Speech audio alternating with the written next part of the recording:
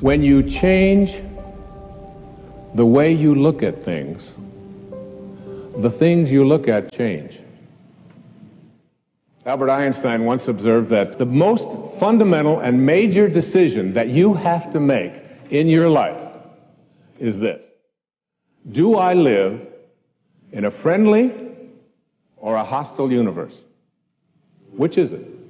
Is it a universe that is filled with hostility and anger and people wanting to hate each other and people wanting to kill each other? Is that what you see? Because when you see the world that way, that's exactly what you will create for yourself in your life. This is from great scientific minds. And the interesting thing is that this is not just a clever play on words, that when you change the way you look at things, the things you look at change. I'd like you to imagine the following scene. You're in your house. You've got your car keys in your hand. The lights go out. Power failure. You can't see a thing. You stumble around in your living room and you drop your keys. And you look around for a moment and you realize that you're never going to find them in the dark. But you look outside and you notice that the street lights are on. So in your mind, a light bulb goes off. I'm not going to sit around here in the dark and grope around looking for my keys when there's a light on outside. I'm going to go out here under the street light and I'm going to look for my keys. Why are you laughing? This makes a lot of sense. So you're out here and you're groping around and you're looking for your keys and you're looking and looking, and your neighbor comes along and says, "What happened, Wayne?" "Well, I dropped my keys." "Oh, I'll help you look for them." And the two of us are now down here looking for our keys. And looking, finally he says to me, "Excuse me, but where did you drop your keys?" "Well, I dropped them in the house."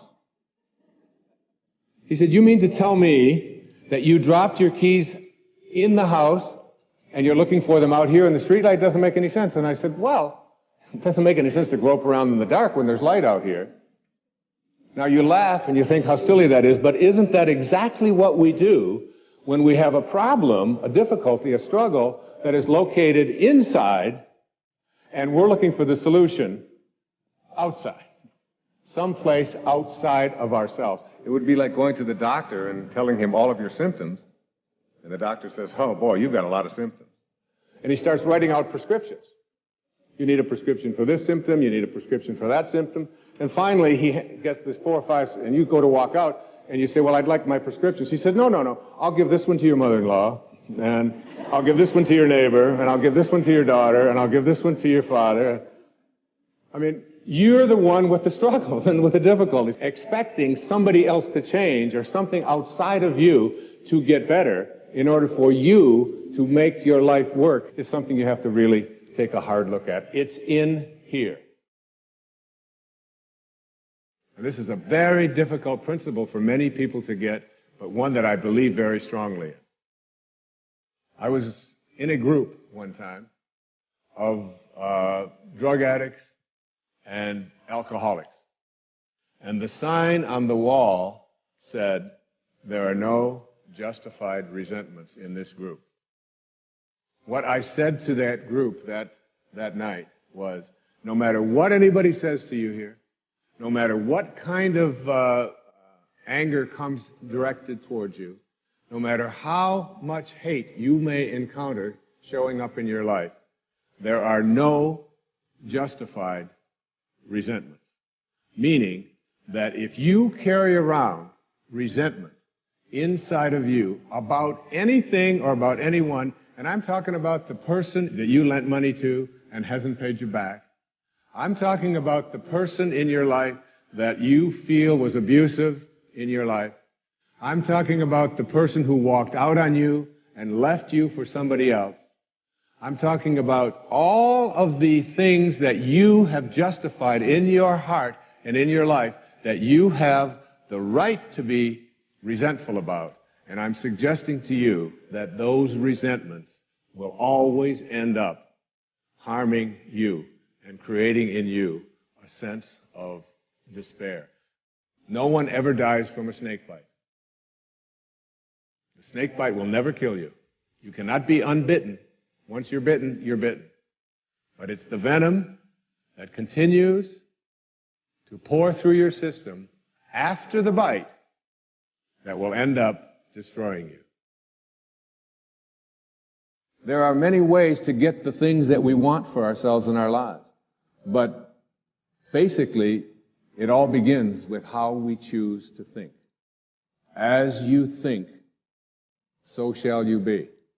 7 little words that I think are perhaps the most important things that we can learn and master in our lives.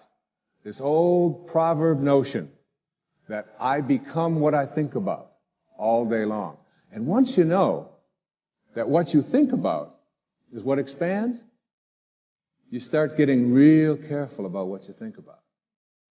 You don't allow your thoughts to be on anything that you don't want or that you wouldn't want to have manifest or show up for you in your life.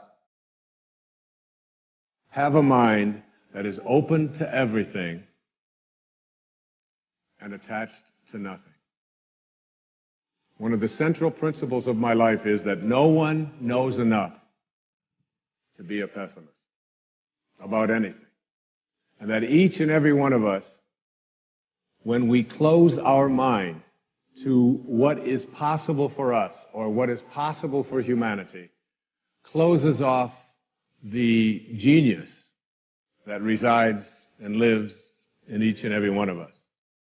Having an open mind doesn't necessarily mean finding fault with all of the things that you've been taught by others. It means opening yourself up to the potentiality and the possibility that anything and everything is possible. So having a mind that is open to everything and attached to nothing really means finding within ourselves the ability to get rid of a trait that I find so common in the contemporary world. Do you know that most people that I meet spend their lives looking for occasions to be offended? They actually are out there hoping that they can find some reason to be offended. And there's no shortage of reasons. They're out there everywhere. The way this person dressed, what this person said, they turn on their TV, they hear the news, they're offended by this. Someone used language that they didn't like, someone doesn't share the same customs that you, and people all day long. In fact, if you keep track tomorrow, you will find probably 100 reasons that you can go around being offended. But a mind that is open to everything and attached to nothing is a mind that says, I'm never looking for anything to be offended by. And that whatever anybody else out there has to say, my response to that is, that's an interesting point of view. I've never considered that before. The next principle I call, don't die with your music still in you. And who better to quote than Thoreau when he talked about some of us hear a different drummer, and we must march to the music that we hear. But all of you have some music playing. And all of you have a heroic mission. There's no accidents in this universe. We all show up here with a purpose. There's an intelligence that is a part of everything and everyone, and all of us are connected to it. And too many of us are afraid to listen to that music and march to it. You out there, I know you have a book you wanted to write. I know there's a composition you wanted to compose. I know there's a song you want to sing someplace. Maybe you want to raise horses out in Montana. Or maybe you want to open up an ice cream shop on Cape Cod. Who knows what it may be. Maybe you just want to travel and see the world. Maybe you want to go into a relationship with someone but you've been afraid to, but your heart says it's the right thing to do. All of us feel something. And in Leo Tolstoy's famous novel, The Death of Ivan Ilyich, he asks this question that would be terrifying to me.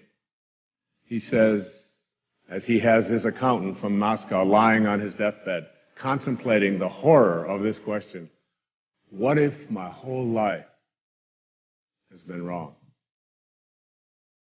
I've known what my music is. It's playing right now.